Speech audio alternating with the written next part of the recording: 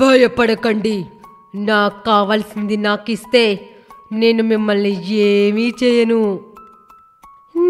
నీకు కావాల్సిందేంటి? మీర్జాపూర్ విలేజ్లో సుమిత్ర, మీనా అనే పేద తల్లి కూతుళ్ళు ఉండేవాళ్ళు. వాళ్ళిద్దరూ కలిసి అడవిలో కట్టెలు కొట్టుకుంటూ వాటిని అమ్ముకునేవాళ్ళు. అలా అమ్మగా వచ్చిన డబ్బులతోనే కూతురు మీనా ఇంటర్మీడియట్ వరకు చదివి ఆ తర్వాత చదువు మానేస్తుంది. మీనా పొడవాటి జుట్టు కలిగి చాలా అందంగా ఉంటుంది. మీనాకి పెళ్లి సంబంధాలు చూస్తూ ఉంటారు.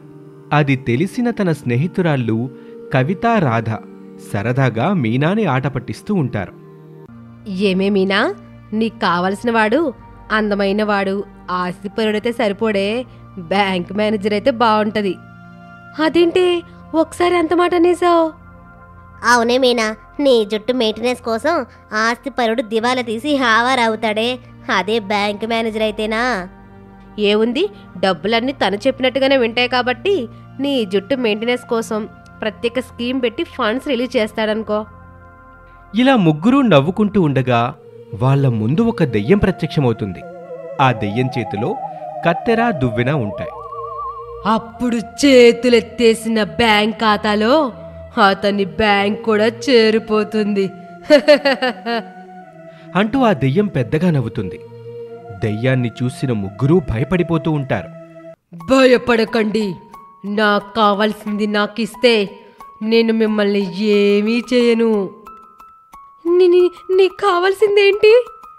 నీ పొడవాటి జుట్టు నాకు లేకుండా ఎవ్వరికీ ఉండొద్దు అంటూ తన చేతుల్లో ఉన్న కత్తెర, దువ్వెన చూపిస్తుంది. అంతే, ముగ్గురూ అక్కడి నుంచి పారిపోతూ ఉంటారు. మీనా జుట్టు పొడవుగా ఉండటం వల్ల దెయ్యం ఆ జుట్టును పట్టి ఆపేస్తుంది. నా పని పూర్తి కాకుండా మిమ్మల్ని ఎలా వదిలిపెడతాను? వద్దు వద్దు, నా జుట్టుని కట్ చేయొద్దు. నాకు పెళ్లి సంబంధాలు చూస్తున్నారు. ఈ జుట్టు లేకపోతే నేను బాగోను. పెళ్లి చేసుకునేది నిన్నా, నీ జుట్టునా? అంటూ మీనా జుట్టు మొత్తం కట్ చేస్తుంది ఆ దెయ్యం. అలా ఆ దెయ్యం ఆ ఊరిలో ఉన్న ఆడపిల్లల జుట్టుని కట్ చేస్తూ ఉంటుంది. అలా కట్ చేసిన అమ్మాయిలందరూ ఆ ఊరి సర్పంచ్ రమణమ్మ దగ్గరికి వెళ్తారు. సర్పంచ్ గారు, బయటకు రండి. ఆడపిల్లలు జుట్టు లేక అల్లాడిపోతుంటే మీరు లోపల ఏం చేస్తున్నారు? ఆ దెయ్యం నా జుట్టు కత్తిరించింది, నేనెవరికి చెప్పుకోను అని ఆ ఊరి సర్పంచ్ రమణమ్మ కూడా అంటుంది. ఇక అలాగే రోజులు గడుస్తూ ఉంటాయి. ఒక రోజున మీనా బట్టతలతో కట్టెల కోసం అడవికి వెళ్తుంది. ఒక చెట్టు దగ్గర కూర్చొని బాధపడుతూ ఉంటుంది. అప్పుడే ఆ చెట్టు మీదున్న స్కిడ్ బొమ్మ మీనా ముందుకొస్తుంది. ఆ బొమ్మని చూసి మీనా భయపడిపోతుంది. భయపడకమ్మా, నేను నిన్ను ఏమీ చేయను. నువ్వెందుకు బాధపడుతున్నావో చెప్పు. అప్పుడు మీనా జుట్టు కత్తిరించే దెయ్యం గురించి చెప్తుంది. నువ్వు బాధపడకు, జుట్టు నీకు మళ్ళీ వస్తుంది కదా, కాకపోతే ఆలస్యమవుతుంది. నేను ఆ జుట్టు కత్తిరించే దెయ్యం రూట్లోనే వెళ్ళి దానికి తగిన విధంగా గుణపాఠం చెప్తాను అని చెప్పి తన దగ్గర ఉన్న కొన్ని శక్తుల్ని ప్రయోగించి పొడవాటి జుట్టు వేసుకుని ఊర్లో నడుచుకుంటూ వెళ్తుంది స్కిడ్ బొమ్మ. పొడవాటి జుట్టును చూసిన దెయ్యం ఆ జుట్టుని కట్ చేస్తూనే ఉంటుంది. కానీ ఆ జుట్టు పెరుగుతూనే ఉంటుంది. ఇదేమిటి, ఈ అమ్మాయి జుట్టు కట్ చేస్తున్న కొద్దీ పెరుగుతూ ఉంటుంది? ఇంతకు ఈ అమ్మాయి ఎవరు? అనగానే స్కిడ్ బొమ్మ నవ్వుతూ దెయ్యాన్ని చూస్తుంది. జుట్టు కట్ చేయకుండా అలా ఉన్నావే, కత్తెర పాడైపోయిందా? నువ్వేనా ఇబ్బంది పెడుతుందా? ఎవరు నువ్వు? నీ జుట్టు కట్ చేయడానికి వచ్చిన బొమ్మననుకో. నాకు జుట్టు లేకనే కదా నన్ను అవమానించింది. ఆ బాధ భరించలేకనే ఆత్మహత్య చేసుకున్నాను. ఇలా దెయ్యంలాగా అందరి జుట్లు కట్ చేస్తున్నాను. అందరి జుట్టు కత్తిరించినందుకు నేను నీకు గుండు గీస్తాను అని స్కిడ్ బొమ్మ అంటుంది. ఇక ఆ మాట అనగానే స్కిడ్ బొమ్మ చేతుల్లో కత్తెర, దువ్వెన ప్రత్యక్షమవుతాయి. వద్దు వద్దు, నేనెవ్వరి జుట్టు వాళ్ళకిచ్చేసి మళ్ళీ రాకుండా వెళ్ళిపోతాను అని చెప్పి ఆ దెయ్యం అక్కడి నుంచి మాయమైపోతుంది. మీనా, రాధ, కవిత ఇలా ఎవరి జుట్టు వాళ్ళకి వచ్చేస్తుంది. ఇక వాళ్ళు సంతోషంగా ఉంటారు. కిర్లంపూడి అనే ఊరిలో ఒక దెయ్యం ఉంటుంది. అది ఆ ఊళ్ళో పెద్ద జుట్టు ఉన్న ఆడవాళ్ల జుట్టుని కత్తిరిస్తూ చాలా పైశాచిక ఆనందాన్ని పొందేది. దాని భయంతో ఊళ్ళో ఆడవాళ్లు బయట తిరగటమే మానేస్తారు. ఒకవేళ తప్పనిసరి పరిస్థితుల్లో తిరగాల్సి వచ్చినా నెత్తిన కొంగు గప్పుకొని తిరిగేవారు. అయినా సరే పొరపాటున వాళ్ళ పొడుగుజడ ఆ దెయ్యం కంట పడిందే అనుకోండి, ఇక వాళ్ళ జుట్టు పని అంతే.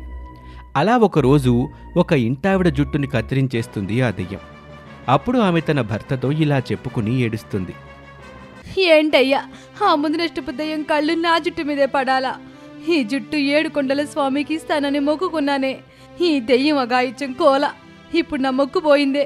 మనం ఏ కష్టాలు పడబోతామో ఏమో అని భార్య ఏడుస్తూ ఉంటుంది.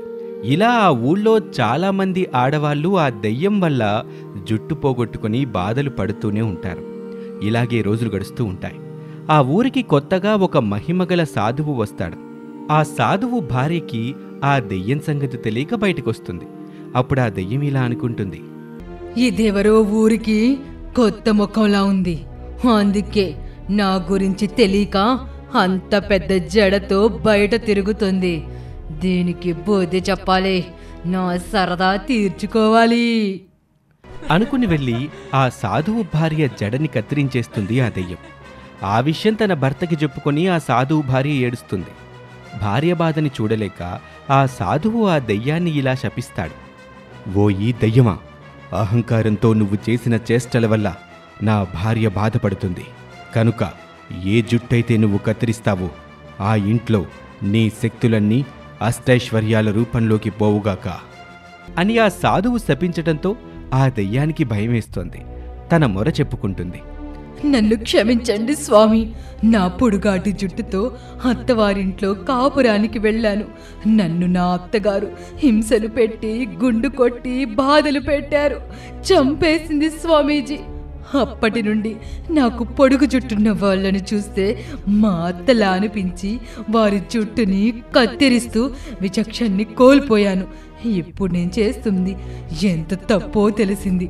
నా తప్పుని సరిదిద్దుకునే మార్గం సెలవివ్వండి అని దెయ్యం వేడుకోవటంతో ఆ సాధువు శాప విమోచన మార్గాన్ని చెబుతాడు. సరే, నీ బాధ నాకు అర్థమైంది. ఏ కారణం చేతైనా ఒక మంచి పని కోసం నువ్వు వాళ్ళ జుట్టు కత్తిరించి స్వచ్ఛందంగా నీ శక్తుల్ని వదులుకోవటానికి పూనుకుంటే నీ శాప విమోచనమవుతుంది అని ఆ సాధువు చెప్తాడు. ఇక ఆ రోజు నుంచి దెయ్యం తన శాపం పోగొట్టుకోవటానికి ఒక మంచి పని చేయటం కోసం ఎదురుచూస్తూ ఉంటుంది. అప్పుడు ఒక ఇంట్లో తమ తల్లి దగ్గర ఆస్తి రాయించేసుకొని తల్లిని బయటకు గెంటేస్తారు ఆమె కొడుకులు. దానితో ఆమె తిండి లేకుండా దయనీయమైన స్థితిలో ఉంటుంది. అప్పుడు ఆ దెయ్యం ఆ తల్లి దగ్గరకు వెళ్ళి ఇలా అంటుంది. చూడమ్మా, నీ వెలువ నీ కొడుకులకు తెలిసేలా చేస్తాను. మళ్ళీ వాళ్ళు నీ కాళ్ల దగ్గరికి రావాలంటే నీకు లెక్కలేనంత ఐశ్వర్యం కావాలి. అది నేనిస్తాను అని ఆమె జుట్టుని కత్తిరిస్తుంది ఆ దెయ్యం. అప్పుడు ఆ తల్లి ఐశ్వర్యవంతురాలైపోతుంది. దాంతో దెయ్యానికి తన శాపం పోయి మళ్లీ తన శక్తులు తిరిగొచ్చేస్తాయి. అప్పుడు ఆ తల్లి దెయ్యంతో ఇలా అంటుంది. చాలా సంతోషం తల్లి. డబ్బుతోటి బంధాలను చూసే నా పిల్లల కన్నా నువ్వే నాకెక్కువ. ఇక నుండి నువ్వు కూడా నాతోనే ఉండు అని తల్లి చెప్పటంతో ఆ దెయ్యానికి తల్లి ప్రేమ దొరుకుతుంది. ఈ విధంగా జుట్టులు కత్తిరించే ఒక దెయ్యానికి తన శక్తులు తిరిగి రావటంతో పాటు ఒక తల్లి ప్రేమ కూడా దొరుకుతుంది. ఈ స్టోరీ మీకు నచ్చితే మా ఛానల్ని ఇప్పుడే సబ్స్క్రైబ్ చేసుకోండి. Thank you for watching.